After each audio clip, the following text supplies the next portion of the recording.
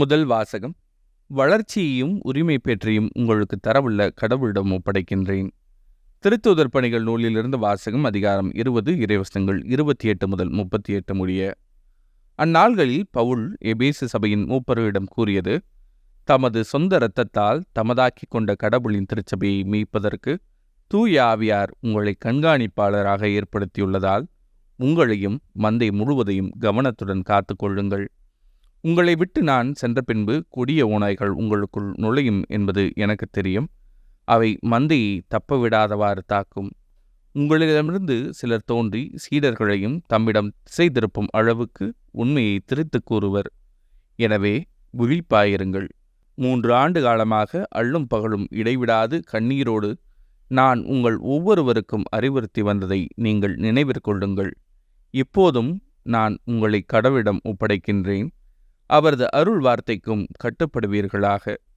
அவ்வார்த்தை வளர்ச்சியையும் தூயோர் அனைவருக்கும் உரிய உரிமை பேற்றையும் உங்களுக்கு தரவல்லது. எவருடைய பொன்னுக்கோ வெள்ளிக்கோ ஆடைக்கோ நான் ஆசைப்பட்டதில்லை. என்னுடைய தேவைகளுக்காகவும் என்னோடு இருந்தவர்களுடைய தேவைகளுக்காகவும் இந்த என் கைகளே உழைத்தன என்பதை நீங்கள் அறிவீர்கள். இவ்வாறு பாடுபட்டு உழைத்து நலிவுற்றோருக்கு துணை நிற்க வேண்டுமென்று அனைத்திலும் உங்களுக்கு வழிகாட்டினேன்.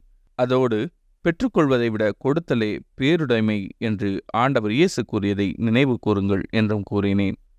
இவற்றை சொன்னபின் அவர் முழந்தால் பணியிட்டு அவர்கள் எல்லாரோடும் சேர்ந்து இறைவிடம் வேண்டினார்.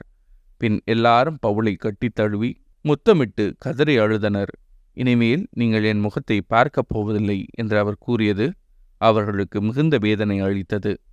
பிறகு அவர்கள் கப்பல் வரைக்கும் சென்று அவரை வழியனுப்பி வைத்தனர். இது ஆண்டவரின் அருள்வாக்கு. இறைவா, உமக்கு நன்றி. பதிலுரை பாடல்.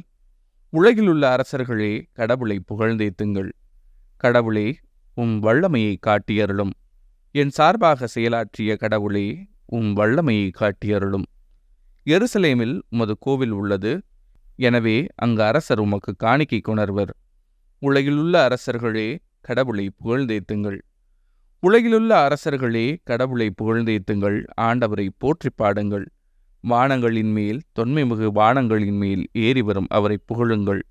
இதோ அவர் தம் குரலில், தம் வலிமைமிகு குரலில் முழங்குகின்றார். கடவுளுக்கே ஆற்றலை உரித்தாக்குங்கள். உலகிலுள்ள அரசர்களே, கடவுளை புகழ்ந்தேத்துங்கள். அவரது மாட்சி இஸ்ரேல் மேல் உள்ளது. அவரது வலிமை மேக மண்டலங்களில் உள்ளது. கடவுள் போற்றி போற்றி. உலகிலுள்ள அரசர்களே, கடவுளை புகழ்ந்தேத்துங்கள். நற்செய்தி வாசகம்.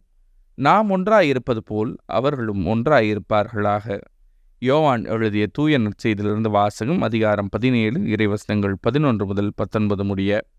இயேசு வானத்தை அண்ணாந்து பார்த்து வேண்டியது: தூய தந்தையே, நாம் ஒன்றாயிருப்பது போல் அவர்களும் ஒன்றாயிருக்கும்படி நீர் எனக்கு அளித்த பேரின் ஆற்றலால் அவர்களை காத்தருளும்.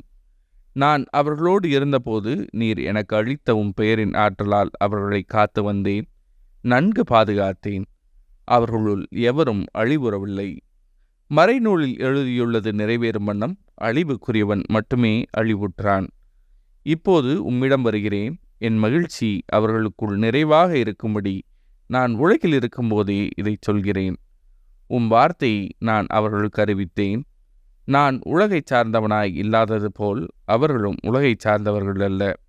ஆதலால் உலகம் அவர்களை வெறுக்கிறது. அவர்களை உலகிலிருந்து எடுத்துவிட வேண்டுமென்று நான் வேண்டவில்லை. தீயோனிடமிருந்து அவர்களை காத்தருள வேண்டுமென்றே வேண்டுகிறேன். நான் உலகைச் சார்ந்தவனாய் இல்லாதது போல் அவர்களும் உலகைச் சார்ந்தவர்கள் அல்ல. உண்மையினால் அவர்களை உமக்கு அர்ப்பணமாக்கியருளும். உமது வார்த்தையே உண்மை. நீர் என்னை உலகிற்கு அனுப்பியது போல நானும் அவர்களை உலகிற்கு அனுப்புகிறேன்.